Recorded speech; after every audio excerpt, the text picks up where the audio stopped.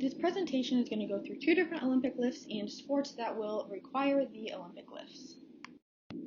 The first of the power movements is the push press. The push press is used to produce a high accelerations against heavy resistance. It is a powerful motion that uses many different muscles and pushes over the top of the shoulders to raise the bar fully above the head. It will help an athlete to develop power, speed, and overall muscular strength since it's a power exercise. During a push press, the muscles used are the gluteus maximus, the quadriceps, the hamstrings, as well as the soleus, gastrocnemius, deltoids, and trapezius. To start with some of the cues for the push press, you will start in a closed pronated grip with hands slightly wider than shoulder width apart. The feet should also be shoulder width apart, facing slightly outward. The bar starts by resting on the anterior deltoid, and if you're doing multiple repetitions of this, it's easier to do the exercise in a rack and move away from the rack during the actual motion of the exercise. There are four main phases including the preparation phase, the upward movement phase, the catch, and the downward movement phase. The preparation phase starts by flexing at the knees, dipping to no lower than a quarter squat with feet flat on the floor, the torso erect, and elbows under or ahead of the bar.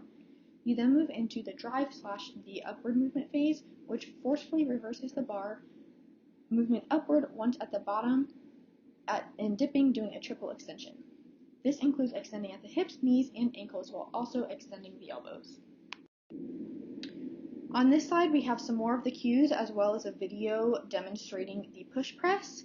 So after the last phase, from the last slide, we now have the catch phrase. So once fully extended from that triple extension, you press the bar the rest of the way up until the elbows are fully extended and the bar is straight over your head. The extended position should be with fully extended elbows, the torso should be erect, the head should be neutral, and feet are flat on the floor, and bar is just over the head or a little bit behind the ears if your head pops out in the front. Then you go into the downward movement phase, and in this phase you lower the bar slowly and controlled back to the shoulders while also flexing the hips and knees to cushion the impact a little bit. Once you finish this, you can re-rack the bar back to the support.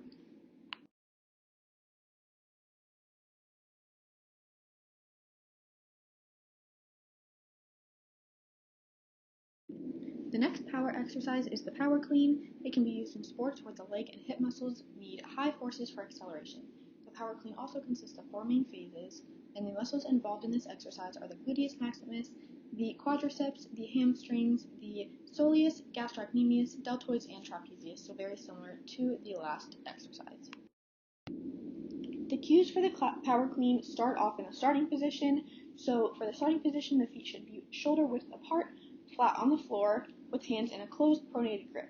A hook grip is also acceptable if the athlete needs that, and the toes should be pointing slightly outwards.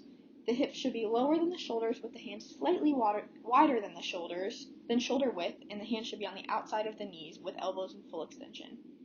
The athlete should be standing in line with their body, meaning that the back is neutral or slightly arched, the scapula is depressed and retracted, the chest is up and out, the head is in line with the vertebral column, the shoulders are slightly over the bar, and eyes are focused straight ahead.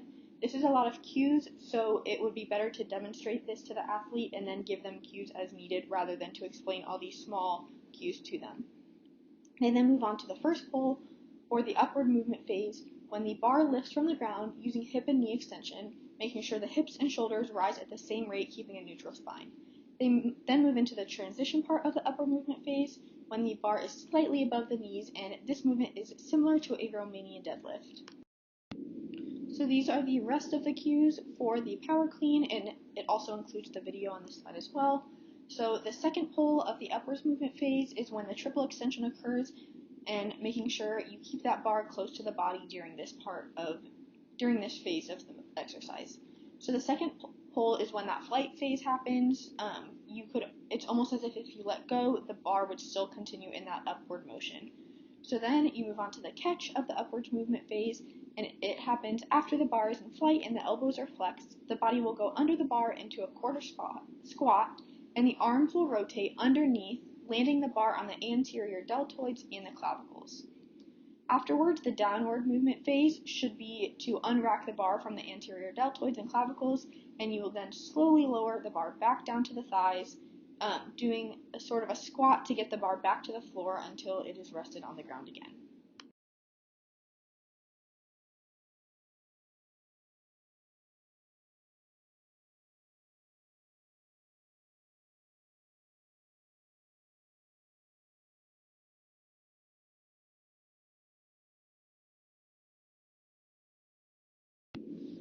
Here are 4 different sports that would benefit from these lifts.